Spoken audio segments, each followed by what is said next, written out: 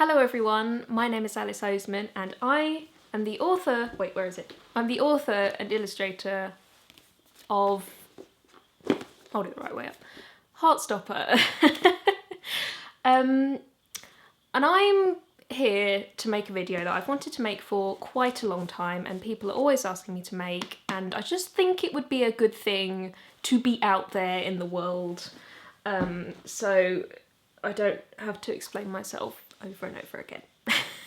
This video is going to be about how I started my webcomic, how my webcomic got popular, and then how I got my webcomic published. And the first thing I want to say is this is not a step-by-step guide as to how to get webcomics published, because webcomics typically don't get published, and I am in an extremely fortunate and unusual position for which I will forever be like grateful and surprised that this has happened to me. But this book has had the most unusual publishing journey, so I wanted to explain it and hopefully it'll make sense. We're going to go back to the beginning. What is my webcomic? You might not know what my webcomic is. My webcomic is called Heartstopper.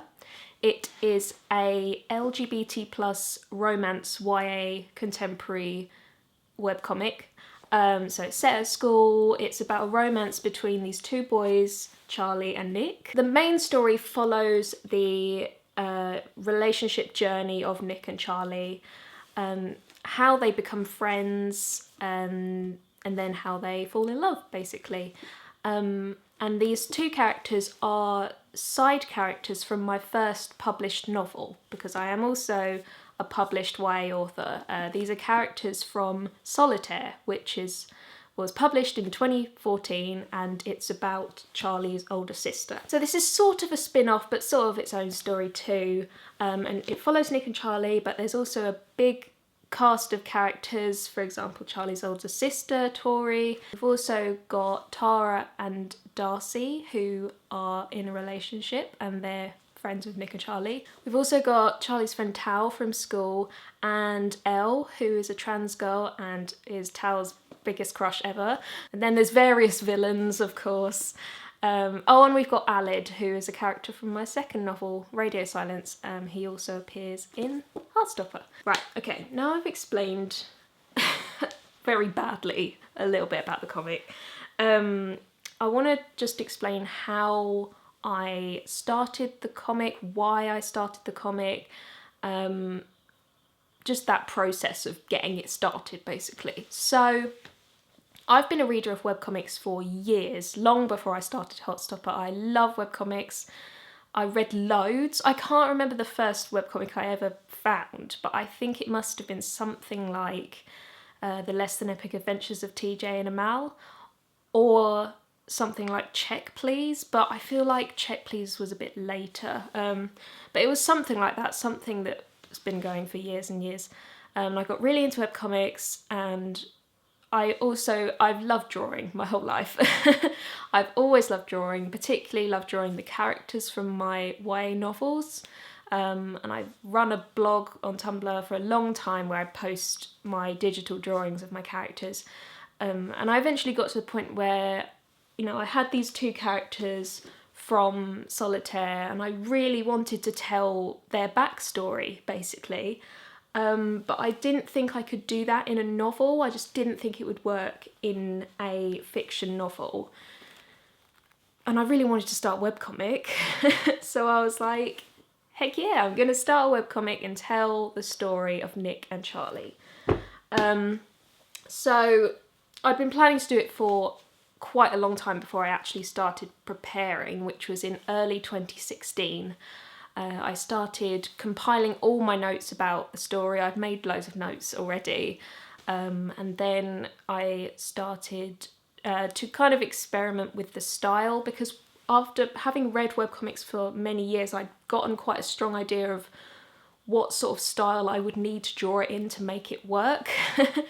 So I started experimenting, and then I got a lot of pages drawn in advance, and then launched the comic in September 2016. I launched it having drawn about 50 pages in advance, and then I launched it on Tumblr and Tapas. Tapas is a specifically for webcomics website. Tumblr, you probably know what Tumblr is, it's just a social media blogging site.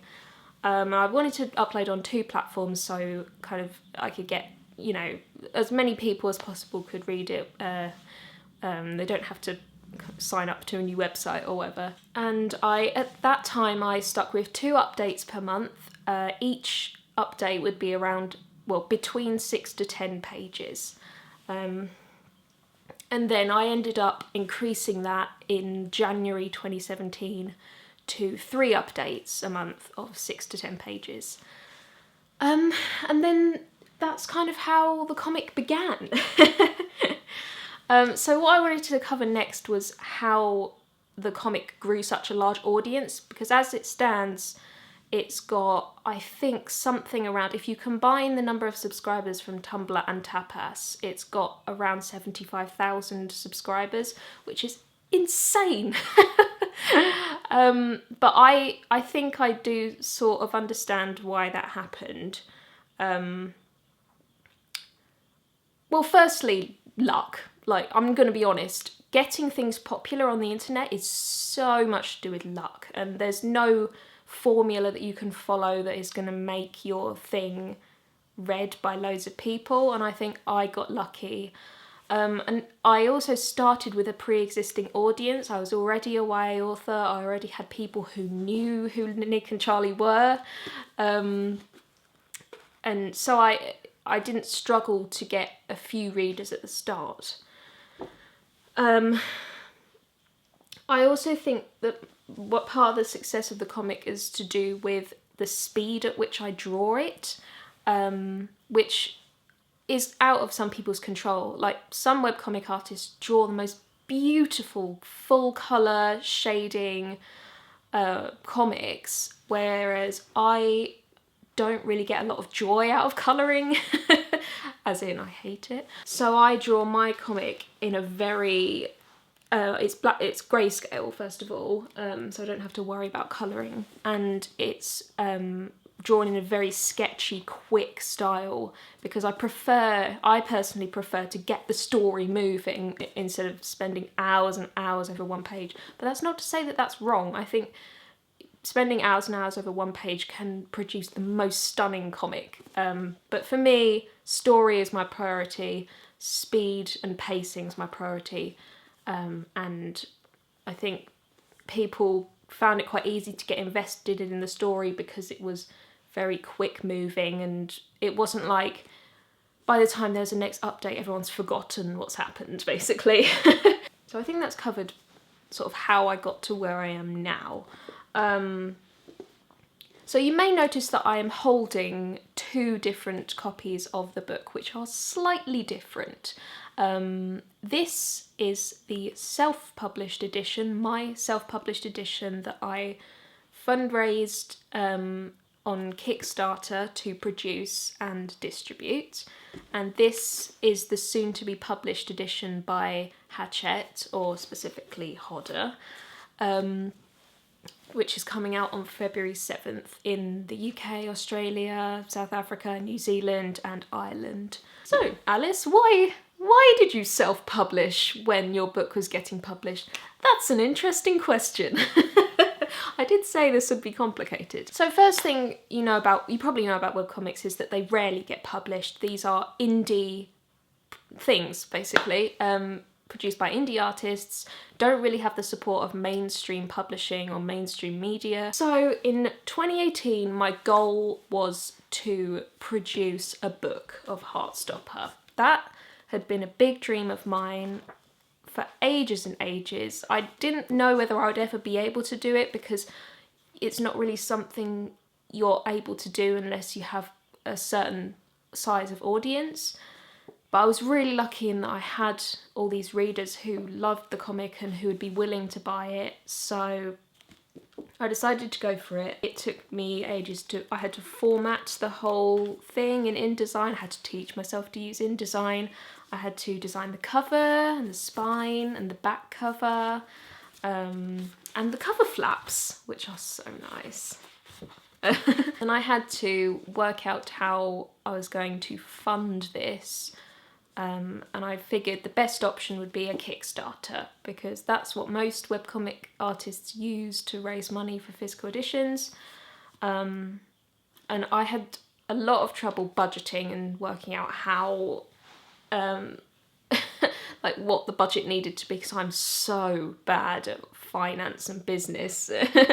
But I did it. I gathered all that information together. I contacted a printer in the UK, CPI, who print a lot of traditional publishing books, and were recommended to me by a few people, and they were amazing. So if you're in the UK, CPI. So I launched the Kickstarter in June 2018 with a goal of £9,000, which I hoped would be enough to produce 1,000, I think it was 1,000 books, with the idea that I would, obviously people who pledged, it was £15 to get the book plus postage, then those people would receive the book, and then hopefully I would have a few left over for people who missed out the Kickstarter, because there would inevitably be people who didn't see it until it had long gone. So that was the idea. The craziest thing happened, and we raised something like £68,000, which was ridiculous. Now, a lot of that went on producing the books and the merchandise and the postage. And a lot of that went on tax as well. So it wasn't just £68,000 profit for me, it was much, much less than that. But we ended up having 2,000 books produced, and my house was a nightmare for many, many months. Basically, the rest of my 2018 was spent packaging and shipping out all of these books. I still have a few left. If you want one of these special self-published ones, there's about 20 copies left, and you can buy them in my online art shop. That is how I self-published my webcomic. I could go into so much more detail, but I'm trying to keep it concise. Okay, right, let's move on. The next thing you're probably wondering is, if I self-published, why am I also getting published now? What was the point of all that? Because yes, it is true, Heartstopper is being published by a traditional publisher, Hachette Children's Group. The first volume is coming out February 7th, 2019, and the second volume will be out July something 2019. I'm not sure the exact date in July. I need to find out, but it's coming out in July. This one's coming out in February. So how did that happen? Why? What was the point of everything in 2018? But let's take you back to the start of 2018. As you know, I'm also a YA author. I have 3 published YA novels, so my books are somewhat known. I'm not a famous author, but my books are somewhat known in the UK by traditional publishing circles. And a lot of these same people are also aware that I illustrate and write a webcomic. Hachette got in touch with me at the start of 2018, got in touch with my agent and were like, we would love to publish a graphic novel by Alice Oseman, something unrelated to Heartstopper. I was super excited about this, you know, like I didn't mind that it wasn't a Heartstopper book, because I was planning to do that myself anyway. They wanted something sort of standalone, unrelated to Heartstopper, maybe same sort of style, but something, just not this, basically. And I was like, yes, this, sorry, some pigeons are having a fight on the roof. But yeah, I was really excited. I was immediately like, yes, I would love to do this. It has been my dream to have a graphic novel since I was like a child. But I'm currently pretty busy trying to make this happen, and also I'm trying to write my 4th YA novel. Can we just hold off on this for like 6 months to a year? And thankfully they were like, yes, that's fine. So we had a nice little meeting early 2018, which was really cool, and we discussed all sorts of graphic novels. But we decided to hold off on that until I'd got Heartstopper out the way. Hello, Hindsight Alice here. I just explained this next bit really, really poorly when I recorded it, but basically what I was trying to say is that Hachette and my editor Rachel were massive fans of Heartstopper ever since they first discovered my work, but we were originally planning to do something different for my first published graphic novel. But after seeing Heartstopper continue to do really well, and then the Kickstarter happened, which made it clear that there was an audience who were willing to pay for this book, that's when they decided to offer for Heartstopper instead. I just don't want to give the impression that they did it just because the Kickstarter did really well. They'd been really big fans of the comic ever since we started discussing graphic novels, so I was really happy to go with Hachette because they made it clear that they really passionately cared about the comic, and me being an extreme control freak, it was important that I went with a publisher that I felt wouldn't try and take that control away, but instead were a passionate group of people who I could work with and who we all really cared about the comic. So, Hachette, good. Obviously, I was so thrilled because this would mean that I would not have to keep reproducing this book for the rest of my life. If Hachette hadn't offered publication, I mean, I might have reprinted this maybe one more time, but the stress and amount of effort required to ship books across the world is, I promise you, it is so much more than you're imagining.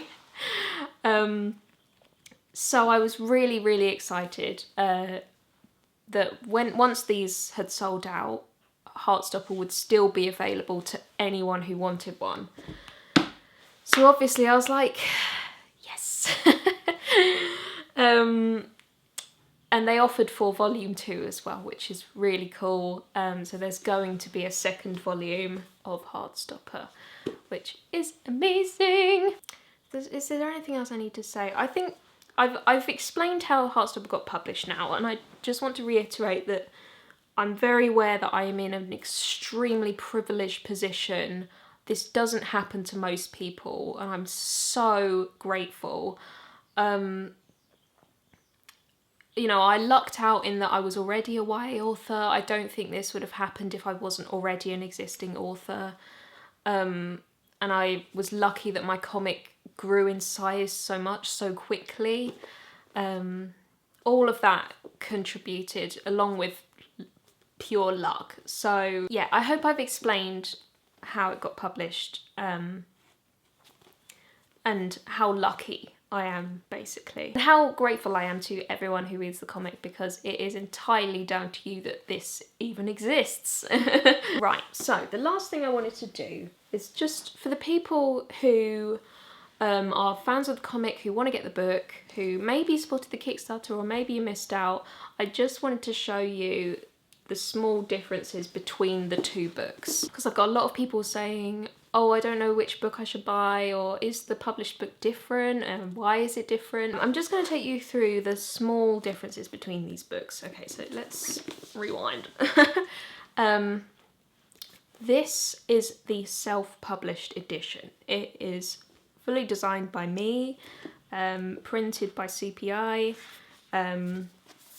It has pretty much the same feel of the cover as this one, so it's printed by the same people, but this self-published edition is slightly higher quality than the published edition, and the reason for this is because traditional publishing can't spend as much on books because they're paying for lots of other things. But with my self-publishing one, I was able to spend a bit more on the actual quality of the book. So the first major difference you'd notice is that it has flaps in the cover, also known as French folds apparently, whereas the traditionally published Hachette edition, I'll just take that out, doesn't. But it does have lovely colourful inside covers instead. The covers are very slightly different, obviously same illustration, but they're just slightly different colours. You might be able to see on the screen. They also have different placements of volume 1 and my name. Volume 1, that's there in this one, and this one's got a little tagline, boy meets boy. They also got different blurbs. This is the self-published edition. I thought I would have a more wordy blurb that explains a bit about the story, but this one's got more of like a catchy, tagliney sort of shorter thing, which I really like as well. And obviously the barcodes are different, but who cares? So the spines, firstly, they are exactly the same size for people who are wanting to buy both. It won't be annoying, they're the same size. This one is the self-published one. It's slightly paler in colour, but it doesn't have the Hodder logo like the published one does. And the published one also says volume 1 instead of just 1. I think that's pretty much covered. Oh, and just so you know, it has got, I don't know if you can see, it's got some really nice spot gloss on the title and on the leaves as well, and on the lines on the back, which the other one doesn't have, but I really like it. Okay, so another major difference you might notice is the paper. The self-published one is on very white, thick paper, whereas the published one is on slightly cream, thinner paper. It doesn't really make any difference, to be honest. It still looks really good, it's just very slightly different. As for the actual content, the self-published one has slightly more bonus content, but only a little bit, only like 2 pages. And the published one has a few last edits, just to make the art a little bit more up to my current standards.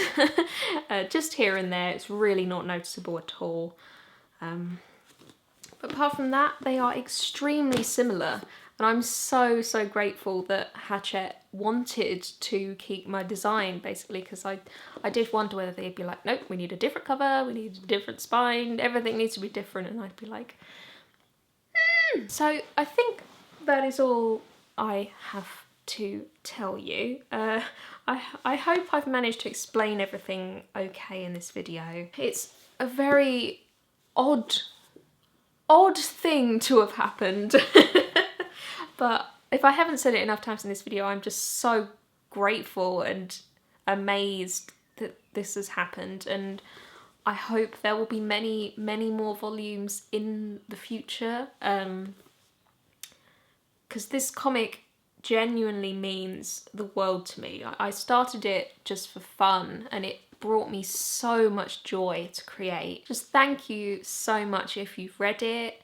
I hope this video was interesting, gave you a little insight about how the comic came to be created and how it came to be published. And if you want to buy/pre-order the book, I have included links down below. If you're in the UK, you can get it from Amazon, Waterstones, Foils, etc. If you're international, you can get it from Book Depository, which has free international shipping. Just thank you so much for supporting me and supporting the comic, and I still love making it so much. So I'm really excited to draw more and have more books of this out in the world. So thank you. Thank you for watching. I hope it's been interesting, and I will see you again soon. Bye. Hello everyone, my name is Alice. I hate everything.